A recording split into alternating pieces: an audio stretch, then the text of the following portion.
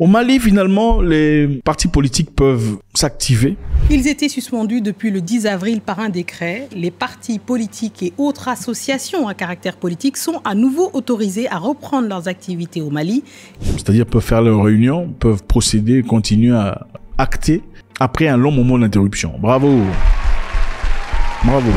Bravo à la junte militaire malienne de faire preuve d'ouverture d'esprit. Clairement, ils auraient pu refuser de le faire, refuser de leur autoriser d'agir, d'acter, de fonctionner, s'ils le voulaient bien. Donc, le gouvernement au Mali a déclaré mercredi qu'il autoriserait des partis politiques et les associations de reprendre leurs activités. Ceci, évidemment, est dû à quelque chose. À l'époque, les partis politiques protestaient contre la décision du gouvernement de rester au pouvoir au-delà de la date limite de mars 2024 pour le retour d'un régime civil. Évidemment, pour ceux qui ne savent pas, au Mali, le gouvernement en place avait décidé de rester au pouvoir malgré la pression qui était attribuée au-delà de mars 2024. C'est-à-dire, les oppositions et les partis politiques voulaient qu'en 2024, tout change, qu'on revienne à un système civil à travers les élections. Disons que ça fait 2 fois qu'il y a une prolongation tacite de la transition.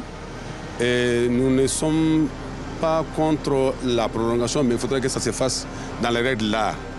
Nous nous trouvons dans une situation aujourd'hui assez floue. Mais le gouvernement en place au Mali avait jugé important de rester encore au pouvoir, c'est-à-dire de contrôler encore les choses jusqu'à une certaine stabilité. La durée de la transition est claire, définie par l'article 22 de la charte révisée qui dit clairement que la durée de la transition est conforme aux recommandations des Assises nationales de refondation, donc de 5 mois. De 6 mois à 5 ans, et la transition prendra fin par l'organisation d'une élection présidentielle. Donc c'est un faux débat. Pourquoi les partis politiques ont été suspendus? Les chefs militaires au pouvoir, depuis 2020, ont justifié cette action en affirmant que les partis politiques représentaient un danger pour les discussions de l'avenir politique du pays. Les partis politiques représentaient un danger. Pourquoi représentaient-ils un danger? Parce que leur rhétorique allait en l'encontre d'une idée unie des Maliens. Ils sont suspendus jusqu'à un nouvel ordre. Pour raison d'ordre public, les activités des partis politiques et les activités à caractère politique des associations sur toute l'étendue du territoire national. Article 2, le présent décret sera enregistré et publié au journal officiel.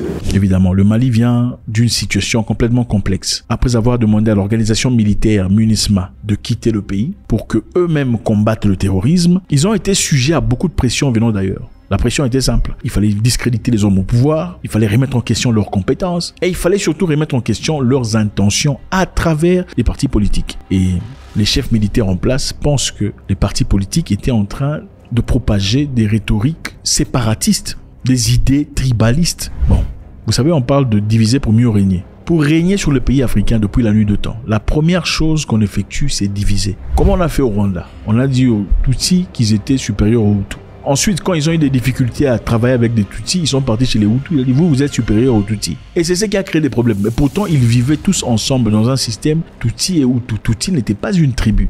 Tutsi voulait dire une personne qui réussit dans la vie. Tout le monde pouvait quitter Hutu pour devenir Tutsi.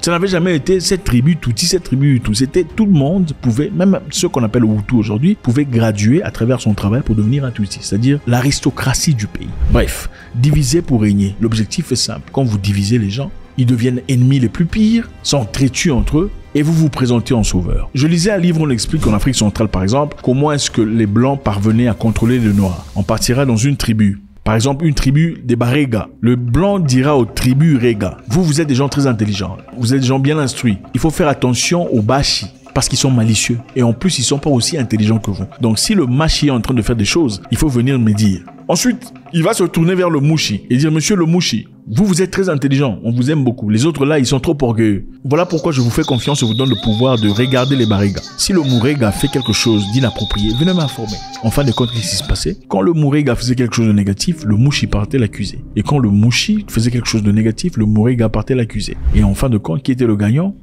Le Blanc, le colonialiste. Alors voilà la raison principale pour laquelle ils ont compris qu'en Afrique, c'est diviser pour régner. Il est évident que ces systèmes ne fonctionnent pas nécessairement ailleurs, en tout cas pas à la même hauteur, mais chez les Africains, il est évident que pour régner sur eux, il faut les diviser. Malheureusement, nous sommes incapables de mettre nos politiques à côté pour se battre en unissant pour un intérêt commun. Nous sommes incapables. Quand un Africain ne réfléchit pas comme toi, au lieu de dire, bon, nous sommes peut-être différents, nous avons des idées divergentes dans cette histoire, vous vous dites immédiatement, ah non, c'est mon ennemi. Il peut dire 50 choses avec lesquelles vous êtes d'accord. Il peut dire 120 choses avec lesquelles vous êtes d'accord. S'il dit une seule chose pour laquelle vous n'êtes pas d'accord, directement, vous le classez comme un ennemi. Vrai ou faux? C'est ça. C'est vrai. Même avec moi, je le vois très souvent. Il y a des gens ici qui me suivent depuis des années. Ils ont toujours été d'accord. Ils se sont presque jamais manifestés dans leur d'accordisme. Mais une seule fois, j'ai dit quelque chose qui était un peu ambivalent. Immédiatement, hey, je ne suis pas d'accord. J'ai toujours été d'accord avec toi, mais non, jamais. C'est là qu'on se sépare. C'est une mentalité afro qu'il faut chasser. Alors, les Maliens ont fait preuve de maturité.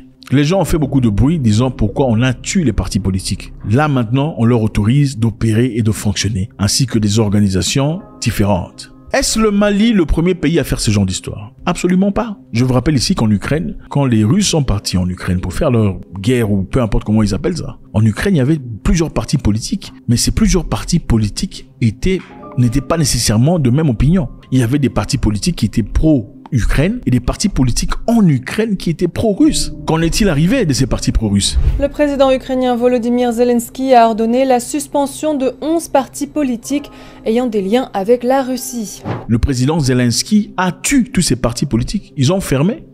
Ils n'opèrent pas. Mais l'Europe a dit ok, d'accord. Il a dit c'est au nom de la sécurité du pays que nous avons fermé ces partis politiques. Будь-яка активність політиків, спрямована на розкол чи на колаборацію, не матиме успіху, але отримає жорстку відповідь. І тому Рада національної безпеки та оборони України вирішила, враховуючи повномасштабну війну, розв'язану Російською Федерацією та зв'язки деяких політичних структур з цією державою, призупиняється будь-яка діяльність низки політичних партій на час воєнного стану, а саме. Aucune personne n'est là critiquée. Personne n'a appelé aux violations de droits humains. Personne n'a appelé à l'abus de la liberté d'expression. Parce que sa justification était pour la sécurité nationale, ces partis politiques ne vont pas opérer. Là, c'était d'accord. Mais quand le Mali le fait, tout le monde se lève. C'est un Trojan horse. C'est comme s'il y a quelque chose de pourri dans la maison. Donc, 2 poids, 2 mesures. Il est important de le dire. Quand ce n'est pas de votre intérêt, là on dit human rights, violation des droits de l'homme. Mais quand les intérêts sont pour vous, là on se tait. On dit voilà, c'est pour la sécurité nationale. Je pense qu'il est important. Alors, si vraiment le gouvernement malien actuel avait besoin de taire ces partis politiques dans un système dictatorial, autoriserait-il à ces partis politiques et associations de reprendre leurs activités? Point d'interrogation.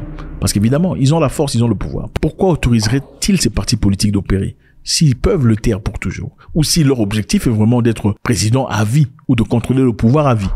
C'est-à-dire que quelque part, il y a une certaine flexibilité, donnant ainsi une opportunité aux gens de pouvoir s'exprimer. Alors, pour un pays en train de se battre pour sa liberté, est-il acceptable qu'il y ait plusieurs rhétoriques? Est-il acceptable qu'il y ait un groupe de gens qui combattent le groupe qui apparemment se bat pour la liberté de tout le monde? Eh bien, c'est complexe. Parce que si le groupe en force, censé combattre pour les intérêts de tout le monde, commence à se dérouter de ses objectifs initiaux, n'est-il pas important qu'une personne les rappelle à l'ordre? Si vous avez signé de faire les élections en telle date, ne serait-il pas cohérent que vous fassiez ces élections à la date préalablement annoncée? Faites-moi savoir ce que vous en pensez. Le gouvernement malien avait-il raison de leur demander de se taire pendant un temps? Les partis politiques avaient-ils raison de leur demander de faire les élections comme ils ont promis?